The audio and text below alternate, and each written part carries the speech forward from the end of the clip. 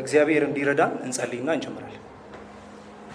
እግዚአብሔር አምላክ ሆይ እናመሰግናለን ስለ ጥበቃ፣ ስለ ምሕረትህ፣ ስለ ቸርነትህ ስም የተባረከ ይሁን። እግዚአብሔር ሆይ ዛሬም ደግሞ በፊትህ የምንሆንበትን እድል ስለሰጠህን እናመሰግናለን። እግዚአብሔር አምላክ ሆይ ስዘጋጅ ሳጠና እንደረዳኸኝ ዛሬም ደግሞ ይህንን የተማርኩትን ያጠናሁትን ሳቀርብ ደግሞ እንድታግዘኝ እንድትረዳኝ እለምንሃለሁ። እግዚአብሔር አምላክ ሆይ ወንድሞቼ እህቶቼ ደግሞ ሲያዳምጡ ሲሰሙ ልባቸውን እንድትከፍት ማሰላሰል ማስተዋል እንዲችሉ እንድታግዛቸው እለምንሃለሁ በጌታ በኢየሱስ ክርስቶስ ስም። እንግዲህ እንደምታዩት ብዙ ምንባብ ነው ያለው። ምንድነው አራት ስብከት የሚሰብከን እንዳትሉ ትታገሱኛላችሁ ብዬ ተስፋ አደርጋለሁ። እዚህ ግን ለአፍታ በፍላጎትና በቁርጠኝነት መካከል ስላለው ልዩነት እንድታስቡ ፈልጋለሁ። ፍላጎትና ቁርጠኝነት። ስለዚህ ሙሉ ትምህርቱም የሚሆነው እሱ ነው ማለት ነው። እንግዲህ እኔ ብዙ ጊዜ የሩጫ ወቅት ብዙዎቻችሁ ይሰማችኋል ብዬ አስባለሁ። መሮጥ ያምራችኋል እና እኔ አሁን ማራቶን እንደዛ አይነት ነገር ሳይ ማራቶን የመሮጥ ፍላጎት አለኝ እና ሀሳቡ ደስ ይለኛል። ልክ ውድድሩን ስጨርስ የሚሰማኝን የደስታ ስሜት ምናልባት የህዝቡን ጩኸት ምናምን ሳስበው የምር ደስ ይለኛል። ብቻ በአጭሩ ፍላጎት አለኝ። ከዛ ግን ኃይሌ ገብረስላሴን ደግሞ አስቡት። ማራቶን ለመሮጥ ቁርጠኝነት አለው ኃይሌ። የእርሱ ቁርጠኝነት ማለት ገና ጨለማ ምናምን ብርድ ምናምን እያለ ከሌሊቱ 10 ሰዓት ተኩል ከእንቅልፉ ይነሳል ማለት ነው። እርሱ ቁርጠኝነት ማለት ምን እንደሚበላ ምን ያህል ፍጥነት እንደሚሮጥ የሚመዘግብበት የራሱ የሆነ ሰንጠረዥ ወይ መዝገብ ይኖራል። የእሱ ቁርጠኝነት ማለት ቅዳሜ ጠዋት 30 ኪሎ ሜትር የሚሮጥ ከሆነ አርብ ማታ ከጓደኞቹ ጋር ለመጫወት አይመርጥም ማለት ነው፣ አይወጣም ማለት ነው። የእሱ ቁርጠኝነት ማለት ጊዜውን፣ ገንዘቡን፣ ምቾቱን ሳይቀር አስከፍሎታል ማለት ነው። እዚህ የእኛ ባህል እንግዲህ አሁን ያለንበት በፍላጎት በጣም የተለከፈ ነው። ነገሮችን እንከተላለን። አሁን ሚዲያውም ስላለ ፎሎው እናደርጋለን፣ እንወዳለን ላይክ ማድረግ ምናምን እና አዲስ አመጋገብ ዘዴ፣ አዲስ ስፖርት፣ አዲስ አፕሊኬሽን፣ የሆነ አዲስ ሆቢ እንሞክራለን እና እኛ ነገሮችን ለመፈለግ ወይም ደግሞ ነገሮች ላይ ፍላጎት ለማሳደር በጣም ጎበዞች ነን። ነገር ግን እውነቱን ነጋገር ከተባለ በቁርጠኝነት በኩል በጣም ደካሞች ነን። ይሄ ሙሉ በሙሉ ራስን መስጠት የሚባለው ነገር ላይ በጣም ያስፈራናል። ምክንያቱም ሙሉ በሙሉ መስጠት ማለት ሌሎች አማራጮችን ለነሱ በሩን መዝጋት ማለት ነው። እዚህ እንፈራለን። ብዙ ጊዜም ወደ ኢየሱስ ክርስቶስ የምንመጣውም ደግሞ በዚህ መንገድ ነው። ኢየሱስን እንፈልገዋለን፣ ፍላጎት አለን፣ ህብረቱን እንወደዋለን። ዛሬ እንዳየነው ልብ የሚነኩ መዝሙሮችን እንወዳቸዋለን። እርሱ የሚሰጠውን ሰላም፣ ህይወት እንፈልጋለን። እርሱን ለመከተል ፈቃደኞች ነን። ብዙ ጊዜ ግን ልክ ኢንስታግራም ወር ቲክቶክ ላይ እንደሆነ ነው ፍላጎታችን። ከዛ ግን ልክ እንደ ዛሬው ደግሞ አይነት እንባዎች ደግሞ የመጽሐፍ ቅዱስ ክፍሎችን እናነባለን፣ ያስደነግጣሉ። ኢየሱስ ክርስቶስ ለእኛ ፍላጎት ቦታ እንደሌለው እንረዳለን። እርሱ የሚፈልገው ቁርጠኝነትን፣ እርሱ የሚፈልገው አድናቂዎችን አይደለም፣ ፋንቤዝ ምናምን መሰብሰብ አይደለም፣ ደቀ መዛሙርትን ነው የሚፈልገው። ለዚህ ደግሞ ደቀ መዝሙርነት ያስቀመጠ የዋጋ ተመን ደግሞ በጣም ግልጽ ነው፣ በጣም ደግሞ የሚያስፈራ ነው። ነገር ግን እዚህ ጋር ሌላ ሚስጥር አለ። ብዙ ጊዜ እኛ የምንረሳው ነገር ማለት ነው። ዋጋው ይሄን ያክል ውድ የሆነበት ምክንያት ሽልማቱ እጅግ ክቡር ስለሆነ ነው። ሽልማቱ እጅግ የከበረ ስለሆነ ነው። እዚህ ኃይሌ በጨለማ ተነስቶ የሚሮጥበት ምክንያት የፍጻሜ መስመር ስላለ መዳረሻ ስላለው። እንግዲህ ዛሬ በዘፈቀደ የተመረጡ የሚመስሉ 4 የመጽሐፍ ቅዱስ ክፍሎችን እንመለከታለን። ከመዝሙረ ዳዊት የታሪክ ትምህርት እናያለን። ከነቢዩ ኢዩኤል ደግሞ የአንበጣ መቅሰፍትን እንመለከታለን። ከሉቃስ ወንጌል ደግሞ የኢየሱስን ከባድ ጥያቄ እናያለን። ከዛ ከራእይ መጽሐፍ ደግሞ ሰርግ ማለት ነው። መጨረሻ ላይ ሰርግ አለ። ሰርግ በደንብ እንበላለን። ግን ለነዚህ ጥቅሶች ቅድም ላያችሁት ማለት ነው ለአራቱ ክሬዲቱን መውሰድ የለብኝም። እኔ አይደለም ያደረጀሁት። ምናልባት በኋላ ሳወራ እና ሳነብ ሲተነተኑ አሪፍ ነው አጥንቷል ምናምን ብላችሁ እንዳታስቡ። የሆነ የግሩፕ ንባብ አለን እዛ ያገኘሁትና ከሱ ኢንስፓይሬሽን የመጣ ነው። እዚህ ክሬዲቱን ለሚገባ ሰው ለመስጠት ነው። እንድናስተውል የምፈልገው እና ምናልባት እግዚአብሔርም ደግሞ እንድናይ የሚፈልገው ነገር እነዚህ ክፍሎች የተበታተኑ ታሪኮች አይደሉም። እነዚህ ከአንድ ታላቅ ታሪክ የተወሰዱ እና 4 ወሳኝ ትዕይንቶች ናቸው።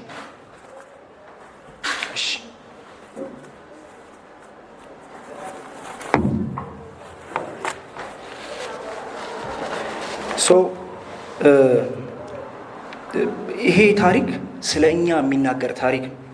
ስለ እንቅልፋሙና ስለ ረሺው ልባችን የሚናገር ነው። እኛን ለመቀስቀስ እግዚአብሔር ስለሚልከው ቀውስ የሚናገር ታሪክ ነው። እርሱን መከተል ስለሚጠይቀው አስደንጋጭ ዋጋ የሚናገር ነው። እግዚአብሔር የተመሰገነ ይሁን። ይሄ ታሪክ ደግሞ በመጨረሻ ስለሚኖር ደግሞ ታላቅ ድግስም ደግሞ ይነግረናል። ስለዚህ ክፍሎቹን አንብበን እንጀምር። በመጀመሪያ የኋላ ታሪኩን ከመዝሙር 78 እናነባለን። እስከ ቁጥር 39 ድረስ አይደለም የምናነበው፣ ከ1 እስከ 8 እናነባለን። ከ32 ደግሞ እስከ 39 እናነባለን። ላንብበው።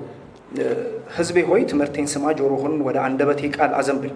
አፌን በምሳሌ ከፍታለሁ፣ ከጥንት በነበረ እንቆቅልሽ እናገራለሁ። ይህም የሰማነውና ያወቅነው አባቶቻችንም የነገሩን ነው። እኛም ከልጆቻቸው አንደብቀውም። የእግዚአብሔርን ምስጋና ኃይሉን ያደረገውን ድንቅ ስራ ለሚቀጥለው ትውልድ እንናገራለን። ለያዕቆብ ሥርዓትን መሰረተ፣ በእስራኤል ሕግ እንደነገገ ልጆቻቸውንም እንዲያስተምሩ አባቶቻቸውን አዘዘ።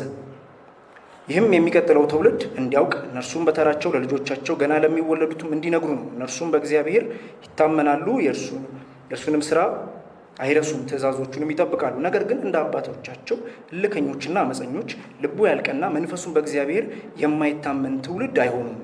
ወደ ቁጥር 32 እንዝለል።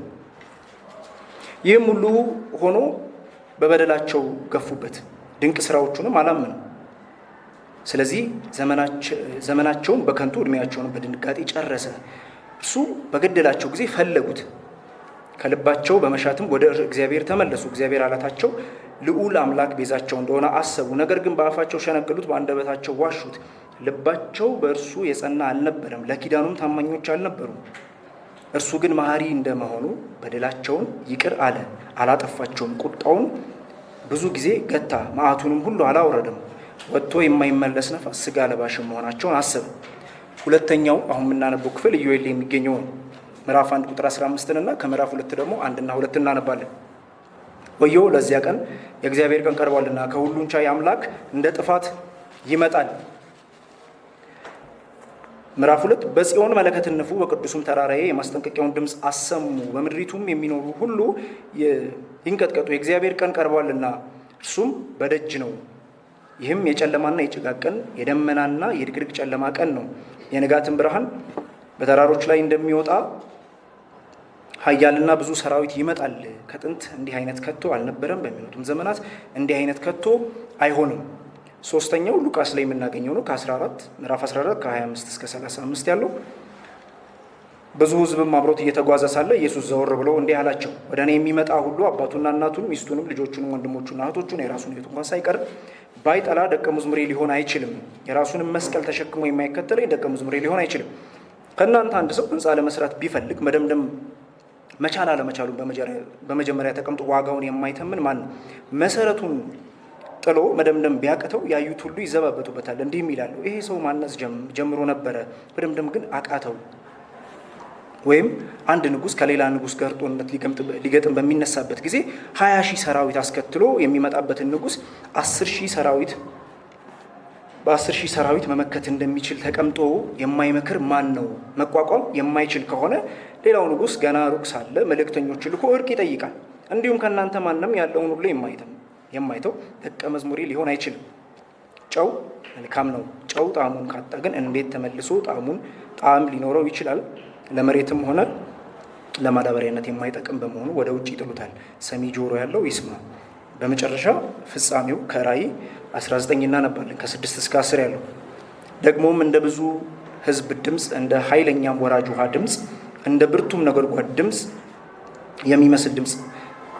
የሚመስል እንዲህ ሲል ሰማሁ፣ ሃሌሉያ! ሁሉን ቻይ ጌታ አምላካችን ነግሷልና፣ የበጉም ዘር ስለደረሰ የእርሱ ሙሽራ ራሷን ስላዘጋጀች ደስ ይበለን፣ ሐሴት እናድርግ፣ ክብርንም እንስጠው። የሚያንጸባርቅና ንጹሕ ከተልባ እግር የተሰራ ቀጭን ልብስ እንድትለብስ ተሰጣት። ከተልባ እግር የተሰራው ቀጭን ልብስ የቅዱሳን የጽድቅ ስራ ነው። መልአኩም ወደ በጉ ሰርግ እራት የተጠሩት ብፁዓን ናቸው ብለህ ጻፍ አለኝ። ቀጥሎም እነዚህ የእግዚአብሔር እውነተኛ ቃሎች ናቸው አለኝ። እኔም ልሰግድለት በእግሩ ስር ተደፋው። እርሱ ግን ተው፣ ይህንን አታድርግ፣ እኔም ከእናንተና የኢየሱስ ምስክር ከያዙት ወንድሞች ጋር አገልጋይ ነኝ። እግዚአብሔርም ስገድ፣ የኢየሱስ ምስክር የትንቢት መንፈስ ነውና አለኝ። እዚህ ለዛሬ ጊዜያችን የሚሆነውን የአንድ አረፍተ ነገር ዋና ሐሳብ ልስጣችሁ። የኢየሱስ ደቀ መዝሙር መሆን ማለት ከተመቻቸንበት የመርሳት እንቅልፍ በድንጋጤ መንቃት፣ እርሱንም ለመከተል የሚያስከፍለውን የማያወላዳ ዋጋ ማስላት እና የመጨረሻ ተስፋችን በሆነው በሰርጉ ድግስ ብርሃን ውስጥ በየቀኑ መኖር ማለት ነው። ልድገሙ። የኢየሱስ ደቀ መዝሙር መሆን ማለት ከተመቻቸንበት የመርሳት እንቅልፍ በድንጋጤ መንቃት፣ ይሄ መዝሙር 78 እና ኢዮኤል ነው። እርሱን ለመከተል የሚያስፈልገውን የማያወላዳ ዋጋ ማስላት ሉቃስ 14 እና የመጨረሻው ተስፋችን በሆነው በሰርጉ ድግስ ብርሃን ውስጥ በየቀኑ መኖር ማለት ነው ራእይ 19። ይህ እንግዲህ መልእክት በሶስት ክፍሎች እናየዋለን ማለት ነው። የትንቢት ድንጋጤ አለ፣ መሰረታዊ የሀሳብ ስሌት አለ፣ ከዛ በመጨረሻ ደግሞ ተስፋው አለ ወይም ቃል ኪዳኑ አለ ማለት ነው። ስለዚህ ከአንደኛው ነጥባችን እንጀምራለን። ይሄ የትንቢት ንቃት ወይም ድንጋጤ አለ፣ ከመርሳት እንቅልፍ መንቃት። የምንጀምረው በመዝሙር 78 ነው። ይህንን ታሪክ በደንብ እናውቀዋለን፣ ምክንያቱም ይሄ የእኛም ታሪክ ነው። በኤክስፒሪየንስ በልምምድ ደረጃ ማንነታቸውን ስለረሱ ህዝቦች የሚናገር ታሪክ ነው። መዝሙረኛው ተስፋ በቆረጠ ስሜት ይናገራል። ሕዝቤ ሆይ ስሙ፣ አፌን በምሳሌ እከፍታለሁ፣ አባቶቻችን የነገሩንን ይላል። እና ዓላማው ምንድን ነው ካልን ለሚመጣው ትውልድ እንናገራለን። ለምን? ተስፋቸውን በእግዚአብሔር እንዲያደርጉ የእግዚአብሔርንም ስራ እንዳይረሱ እና መዝሙረኛው ከትውልድ ወደ ትውልድ የሚተላለፈውን መንፈሳዊ ውድቀት ለማቆም እየሞከረ ነው። ወደኋላ ወደ አባቶች ይመለከትና እነርሱ ጠማማና አመፀኛ ትውልድ፣ ልባቸውን ያላቀኑ መንፈሳቸውም ያልታመነ ነበር ይላል እና ይሄ የመዝሙር የቀረው ክፍል ያነበብነው ሆነ የዘለል ነው ማለት ነው። የሚያሳየን አንድ የሚያሳዝን እና ደግሞ የሚደጋገም ውደትን እግዚአብሔር ተአምር ያደርጋል። ልክ ባህር መክፈል፣ መና ከሰማይ ማውረድ፣ ከዛ ህዝቡ ይመቻቸዋል፣ ይደላቸዋል። ህዝቡ ተአምራቱን ይረሳና ያመጻል። እግዚአብሔርን በልባቸው ይፈትኑታል፣ በእግዚአብሔር ላይ ይናገራሉ። ከዚያ የእግዚአብሔር ቁጣ ይነሳል። ነገር ግን ከዚያ በኋላ እርሱ ግን መሐሪ ነው፣ ኃጢአታቸውን ይቅር ይላል። ቁጥር 38 እና 39 ላይ የምናነበው ቁጣውንም ለመመለስ ብዙ ጊዜ ይታገሳል፣ እነርሱ ስጋ እንደሆኑ አሰበ ይለናል። ይሄ የሰው ልጅ መደበኛ ሁኔታ ነው ወይም ዲፎልት ሴቲንጋችን። እግዚአብሔርን መካድ አይደለም፣ የቲይዝም አይደለም። ይሄ የመርሳት በሽታ ነው። ችግሩ እግዚአብሔርን በግልጽ ይሄ አለመቀበላችን ሳይሆን እርሱን መርሳታችን ነው። እንመቻቻለን፣ ደህንነት ይሰማናል፣ ትኩረታችን ይከፋፈላል። ልክ መዝሙሩ እንደሚለው ማለት ነው፣ ልባችን ያልቀና ይሆናል። እንደውም ያዕቆብ በመልእክቱ እንዳለው በሁለት ሀሳብ የሚዋዥቅ እንሆናለን። እግዚአብሔርን እንፈልጋለን፣ የራሳችንን ደግሞ ትንሽ መንግስትም እንፈልጋለን። መድኃኒቱን እንፈልጋለን፣ በራሳችን ደግሞ የገነባነውን ምቾትም ደግሞ እንፈልጋለን። ከዘፍጥረት 3 ጀምሮ የሰው ልጅ ታሪክ ይሄ ነው። እግዚአብሔር አስደናቂ ዓለም ፈጠረ፣ እኛ ግን ፈተን ነው። በእጆቻችን የምንጨብጠውን ፍሬ መረጥን። እግዚአብሔር ይታደጋቸዋል አይደል? ይሄ የእስራኤልም ታሪክ ነው። እነርሱ ግን ወዲያውኑ ወደ ግብፅ መመለስ ይፈልጋሉ፣ ምክንያቱም ቢያንስ እዛ ምግቡ የተረጋገጠ ነው። ወደዚህ መንፈሳዊ የመርሳት በሽታ ውስጥ፣ ምቾት ውስጥ፣ የእንቅልፍ ስሜት ውስጥ እግዚአብሔር ምሕረትን ብቻ አይደለም የሚልከው፣ በፍቅሩ ውስጥ ሆኖ ቀውስን ይልካል። እና እዚህ ጋር ነው ነብዩ ኤል የሚገባው። ዋለ እዚያ ቀን የእግዚአብሔር ቀን ቀርቧልና ይላል።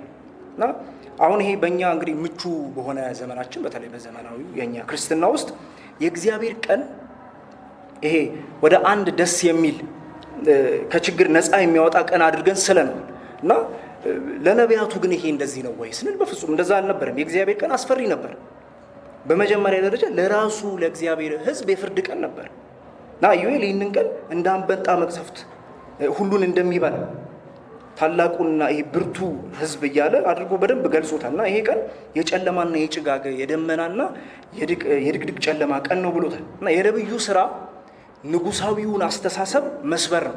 ምን ማለት ነው? የንጉሳዊ አስተሳሰብ ሁሉ ነገር ሰላም ነው፣ ደህና ነን፣ ስርዓታችን እየሰራ ነው የሚለው አስተሳሰብ ማለት ነው። እስራኤል የነበረችው እንደዛ ነው። እግዚአብሔር ከኛ ጋር ነው የሚል አስተሳሰብ፣ ያን ድምፅ ማፍረስ ነበር የነብዩ ስራ። ነብዩ በእግዚአብሔር ስም ይቆምና ይጮሃል፣ መለከት ንፉ፣ ንቁ፣ ምቾታችሁ ቅዠት ነው፣ ደህንነታችሁ ውሸት ነው፣ አንበጦቹ እየመጡ ነው፣ ጨለማው እውነት ነው እያለ ይናገራል። እና እኛም የምንኖሩ በመዝሙር 78 ዓለም ውስጥ ቅድም ያየን በመርሳት በሽታ ውስጥ እየሰመጥን በመርሳት ጥበብ በጣም በቃ ተመርቀናል ማለት ይቻላል። ትኩረትን ወደ ሌላ በመመለስ በጣም ጌቶች ነን። ማስተማሩላ ምንችል ይመስለኛል። እንዲሁም የምንኖረው ደግሞ በኢዩኤል 1 ዓለም ውስጥ ነው። በአንበጦች ተከብናል። የፖለቲካው ቀውስ አለ፣ የአካባቢ መራቆት፣ የኢኮኖሚው ጭንቀት፣ ይሄ ማህበራዊ ግንኙነቶች መበላሸት፣ እነዚህን ዜናዎች ያለማቋረጥ ነው የምንሰማው፣ እናውቃቸዋለን። ጭንቀቱ ቀውሱን እናየዋለን። ባጭሩ ጨለማና ጭጋጉ ይሰማናል ማለት ነው። ታዲያ ምላሻችን ምንድን ነው? ብዙ ጊዜ ይሄ የተሻለ መደበቂያ እንፈልጋለን። ጭንቀቱን ማደንዘዝ ነው ምላሻችን የሚሆነው። ልክ እንደ መዝሙር 78 ሰዎች ልባችን አልቀን በእሑድ ቀናት እግዚአብሔርን በአፋችን እንሸነግላለን። ሰኞ ሲሆን ግን እውነተኛ ታማኝነታችን ለስራችን፣ ለምቾታችን፣ ምናልባት ለጭንቀቶቻችን እንሰጣለን እና የትንቢት ድንጋጤ የሚባለው እግዚአብሔር ለእኛ የሚሰጠው ጸጋ ነው። ህመም ቢኖረው ለመዳን በጣም አስፈላጊ ምርመራ ነው። እግዚአብሔር ትከሻችንን ይዞ እየነቀነቀ ንቁ፣ ይሄ የምትገነቡት ህይወት እውነተኛ አይደለም፣ ይሄ የተከፈለ ልባችሁ ሊቆም ሊጸና አይችልም የሚል ያህል ማለት ነው እግዚአብሔር። ስለዚህ የደቀ መዝሙርነት ጥሪ የመጀመሪያው እርምጃ ብዙ መስራት አይደለም፣ መንቃት ነው። ቀውሱ እንዲሰማን መፍቀድ ነው። ማደንዘዣውን ማቆም፣ ልክ ኢዩኤል እንዳዘዘው ማለት ነው። ማልቀስ በዓለም ላይ እና ይሄ ከዛ በገዛ ምናልባት ልባችን ውስጥ ያለውን ስብራት አይተን ይሄ ትክክል አይደለም እግዚአብሔር ሆይ ማረን ማለት ነው። የዓለም ሁኔታ ይሄ ነው። የልባችን ሁኔታ ይሄ ነው። ረሺዎች ነን፣ የተመቻቸን የተኛን ነን። ወደዚህ ዓለም ወደዚህ ምቾት ውስጥ ግን ኢየሱስ ደግሞ ይገባል እና የሚናገረው ቃል አይዟችሁ ሁሉ ሰላም ነው የሚል አይደለም። የሚናገረው የሚያስፈራ ነው። እሱ ኢየሱስ ክርስቶስ የትንቢት ድንጋጤ ነው። ኢየሱስ ክርስቶስ ራሱ የተገለጠ የእግዚአብሔር ቀን ነው። ይሄ ወደ ሉቃስ 14 ያመጣናል ማለት ነው። ወደ ሁለተኛ ነጥባችን የደቀ መዝሙርነትን ዋጋ ማስላት። ቁጥር 25 ብዙ ሕዝብም ከእርሱ ጋር ይሄዱ ነበር። እዚህ ጋር ቆም እንበል። ኢየሱስ ዝነኛ ሆኗል እና ስሙ ገኗል። ብዙ ሕዝብ እንደምናየው ፍላጎት አለ። የመጡት ለተአምራቱ፣ ለነፃው ምግብ እና ይሄ ለሚያነቃቃው ትምህርት ነው። ልክ የዘመኑ አሁን እኛ ሜጋ ቸርች እንደምንላቸው ማለት ነው። በደንብ ተሰብስቧል። ኢየሱስ ግን የሚያነቃቃ ንግግር አይደለም ያደረገላቸው። እዚህ እንደምንመለከተው ህዝቡን ሲያበጥር ነው የምንመለከተው። እርሱ ፕላትፎርሙን ይሄ መድረኩን ለማሳደግ እየሞከረ አይደለም። ብዙ ጊዜ እኛ እንደምናደርገው ምናልባት የእኛ ቸርች እንደዛ አታደርግም። ግን ስለዚህ ደቀ መዛሙርትን እየፈለገ ነው። አሁን 3 የማይታለፉ ቅድመ ሁኔታዎችን አስቀመጠ ማለት ነው። ቅድመ ሁኔታ 1 የመጀመሪያው ማለት ነው ታማኝነታችሁ ቅደም ተከተሉ መስተካከል አለበት እያላቸው ነው። ቁጥር 26 ወደ እኔ የሚመጣ ሁሉ አባቱና እናቱን፣ ሚስቱን፣ ልጆቹን፣ ወንድሞቹን፣ እህቶቹን የራሱን ሕይወት እንኳን ሳይቀር ባይጠላ ደቀ መዝሙሬ ሊሆን አይችልም። ይህን እናሰላስሉ። ይሄ በመጽሐፍ ቅዱስ ውስጥ እጅግ ከባድ ከሚባሉት ንግግሮቹ አንዱ ነው። ከኢየሱስ ክርስቶስ ጠንከር ያሉ ንግግሮች ከሚባሉት ውስጥ አንዱ ነው። እንደውም 10ቱን ትእዛዛት የሚጥስ ይመስላል። እናትና አባትህን አክብር። እኛ የምንወደውን ሁሉ የሚቃረን ይመስላል ንግግሩ። ጥሉ ምን አይነት ነገር ነው? ምንድን ነው እየተካሄደ ያለው? እና የመጽሐፍ ቅዱስ ሞራ እንደሚነግሩን ይሄ የሴሜቲክ ግነታዊ ዘይቤ ነው። የሆነ የንግግር ዘይቤ ነው። ነገሮችን አጋኖ በማቅረብ ልዩነቶችን ለማሳየት የሚደረግ ስራ ማለት ነው። እዚህ ስለ ስሜት ጥላቻ አይደለም እየነገረን ያለው። ኢየሱስ እናታችሁን እንድጠሉ እየነገራችሁ አባታችሁን እንድጠሉ እየተናገረ አይደለም። እሱ እየተናገረ ያለው ስለ ታማኝነት ወይም ስለ ወገንተኝነት ነው። በመጀመሪያው ክፍለ ዘመን ቤተሰብ ማለት ማንነትህ ነው። ይሄ ማህበራዊ ዋስትና ምን ያለው ፖለቲካ ፓርቲ፣ የስራ ልምድ፣ ሃይማኖት፣ በቃ ሁሉም ነገር በአንድ ላይ ማለት ነው ቤተሰብ ማለት። ስለዚህ ጎሳ የመጨረሻ ታማኝነትህ ነው። ታማኝነታችን ለጎሳችን ነው ማለት ነው። ኢየሱስ ወደዚህ መጣና እንዲህ አለ፣ እኔን የምትከተለው ከሆነ እኔ አዲሱና የመጨረሻ ታማኝነታችሁ ነው።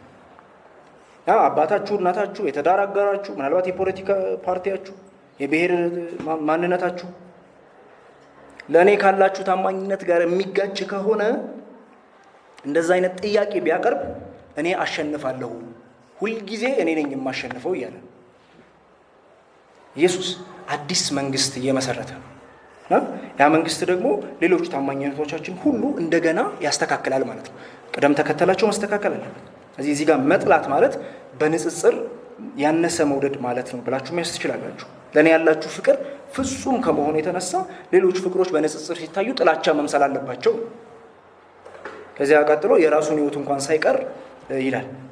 ዋናው ታማኝነታችሁ ለእኔ መሆን አለበት እንጂ ለራሳችሁ ሁሉና ለራሳችሁ ክብር፣ ለራሳችሁ ስም መሆን የለበትም። ወደ ሁለተኛው ሁኔታ ይወስደናል። ምኞታችሁ መሰቀል አለበት። የራሱን መስቀል ተሸክሞ የማይከተለኝ ደቀ መዝሙሬ ሊሆን አይችልም። ይሄንን ጥቅስ በጣም አቅልለነዋል። ማለት መስቀልን እንደ አንድ አስቸጋሪ፣ ምናልባት መስሪያ ቤት ላይ ከሆነ አለቃ እናየዋለን፣ ወር የሆነ ህመም እናያለን፣ የሚያናደን ሰው አድርገነዋል እና በቃ ይሄ እኔ መስቀል ነው ብለናል። በጣም ግልጽ መሆን አለብን። ለአንድ የመጀመሪያው ክፍለ ዘመን ሰው መስቀል አንድ ትርጉም ብቻ ነው ያለው። የሃይማኖት ምልክት አልነበረም። ጌታ ኢየሱስ ክርስቶስ ከተሰቀለ ከተነሳ በኋላ ነው የሃይማኖት ምልክት የሆነው። እዚህ የሃይማኖት ምልክት የፖለቲካ ምልክት ነበር። የሮማውያን መንግስት ሽብር የሚፈጥርበት መሳሪያ፣ ግዛቱን ህዝቡን የሚቆጣጠርበት መንገድ ነው መስቀል። ሲሰሙ የሚሰሙት ይህን ነው። እንደኛ የሃይማኖት ምልክት አንገት ላይ የሚንጠለጠል ነገር አልነበረም። ጌታችን ነው አንገታችን ላይ እንድናረግ ያደረገን። ስለዚህ መስቀልን መሸከም ማለት የተፈረደብህ ወንጀለኛ ማለት ነው። የከሸፈ ምናልባት አመፀኛ ማለት ነው። ወደ ራስህ አሰቃቂ የሆነ ከዛ ደግሞ የአደባባይ ሞት መሄድ ማለት ነው። መብትን፣ ክብርን፣ ምኞትን፣ ምናልባት ዓለማዊ ተስፋን መተው ማለት ነው መስቀል መሸከም ፍጻሜ ማለት ነው። ስለዚህ ኢየሱስ እያለ ያለው ልትከተሉኝ ትፈልጋላችሁ? መልካም፣ የምንሄድበት መንገድ ይሄ ነው። ራስን ሙሉ በሙሉ የመካድ መንገድ፣ የዚህን ዓለም ገዢዎች የሚጋፈጥ መንገድ፣ ሞት የሚመስል መንገድ። ቅድመ ሁኔታ 3 ንብረታችሁ ተላልፎ መሰጠት አለበት። እንደዚሁም ከእናንተ ማንም ያለውን ሁሉ የማይተው ደቀ መዝሙሬ ሊሆን አይችልም። ይህ ብዙውን ጊዜ የምንዘለው ጥቅስ ነው። የመጀመሪያዎቹ ሁለቱ ነጥቦች ግልጽ ካልሆኑ ብሎ ኢየሱስ ሁለት ምሳሌዎችን ይናገራል። ህንፃ ስለሚሰራ ሰውና ከዛ ወደ ጦርነት ስለሚሄድ ንጉስና የሁለቱም መልእክት አንድ ነው። የሚነግሩን ሀሳብ አንድ ነው።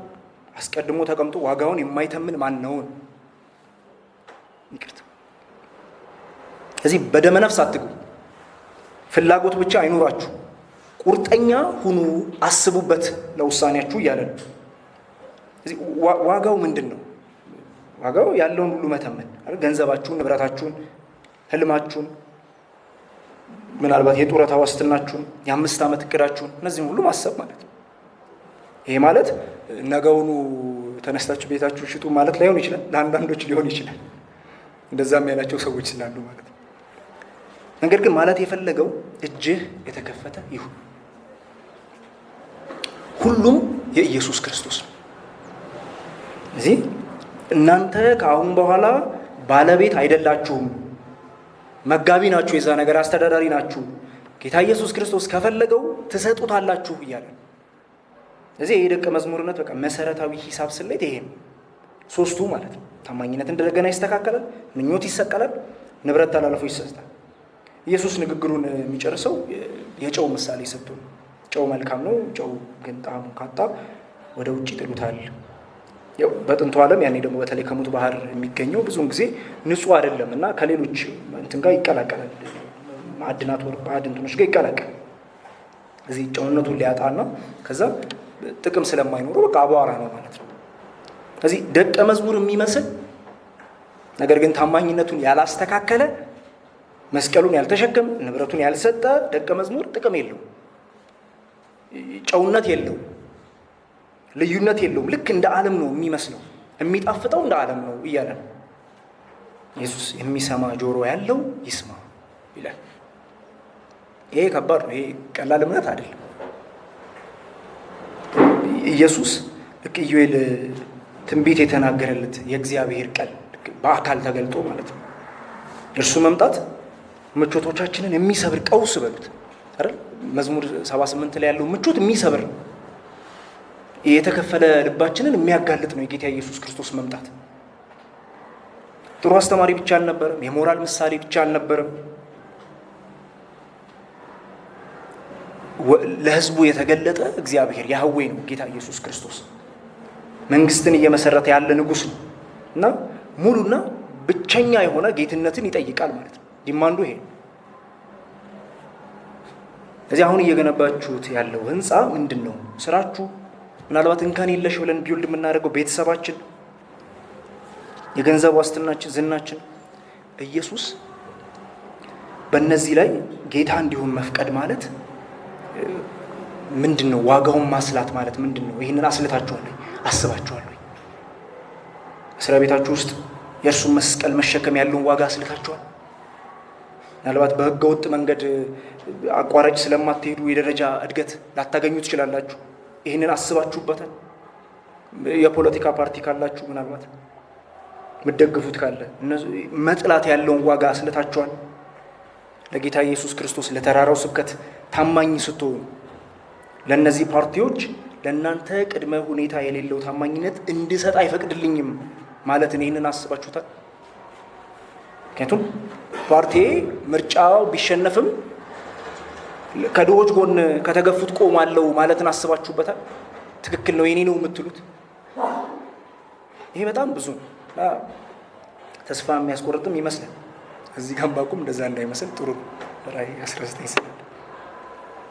ምክንያቱም ለምን ማለት ማንም ቢሆን ለምንድን ነው ለዚህ ነገር እሺ ብሎ የሚመጣው? እሺ ብሎ ለምን እዚህ ውስጥ እንገባለን?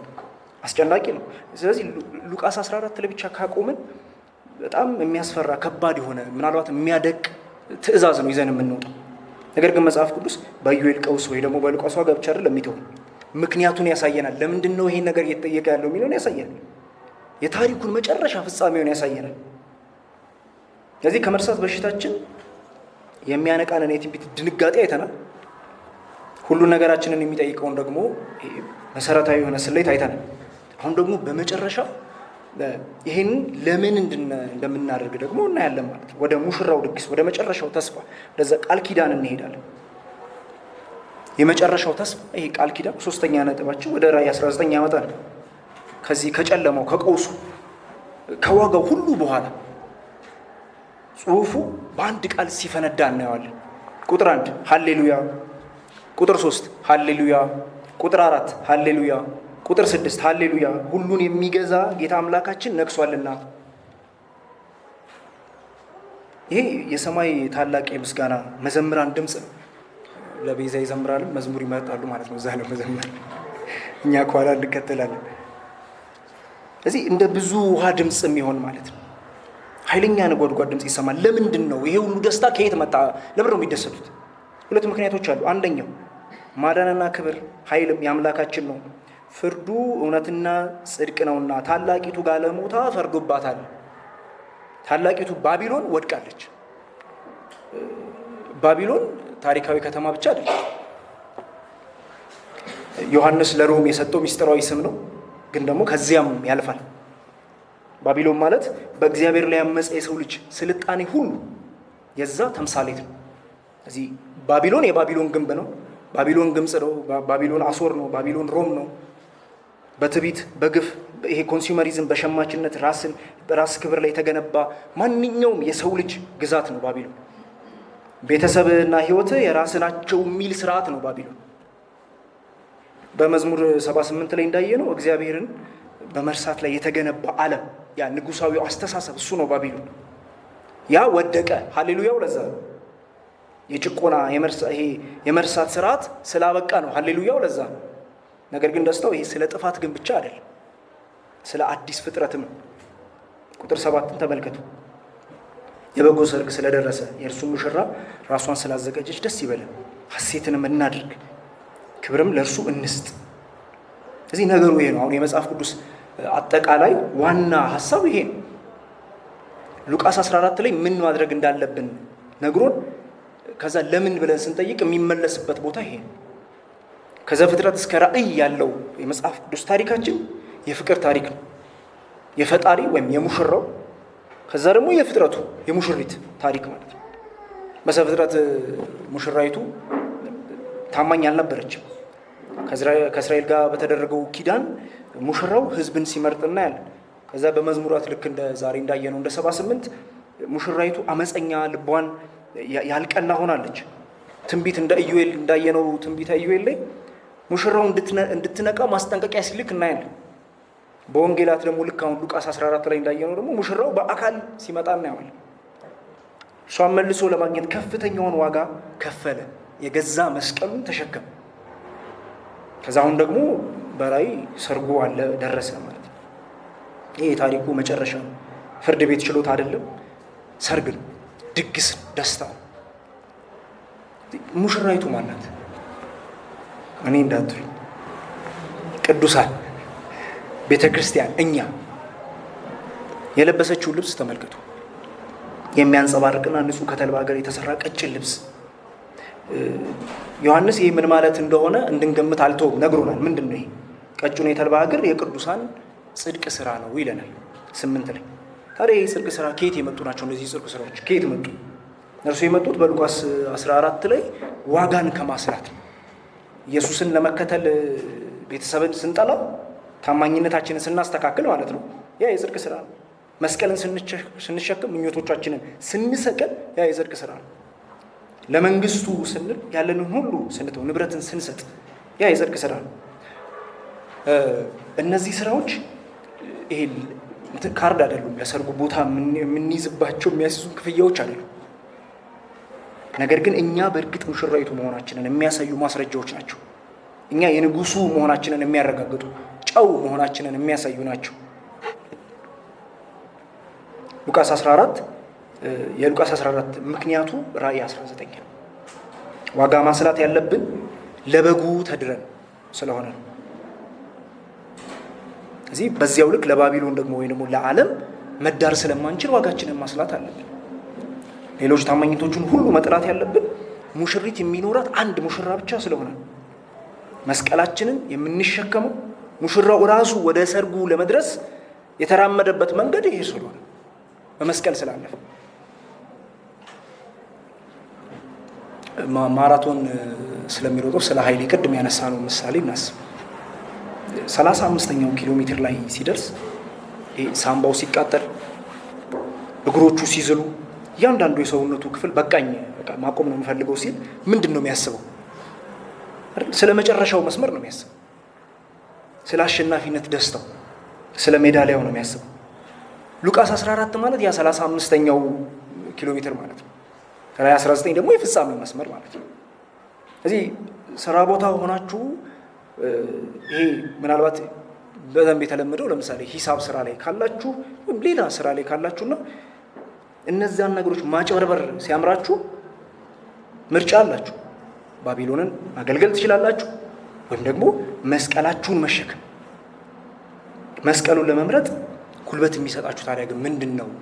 ራእይ 19 የሰርጉ ድግስ፣ ያንን ማስታወስ፣ ሙሽራው እየጠበቀን መሆን፣ ማህበራዊ ሚዲያ ላይ የተሽከረከረን ስክሮል እያደረግን በቃ ይሄ ጣታችን አሁን ለምዶታል አይደል?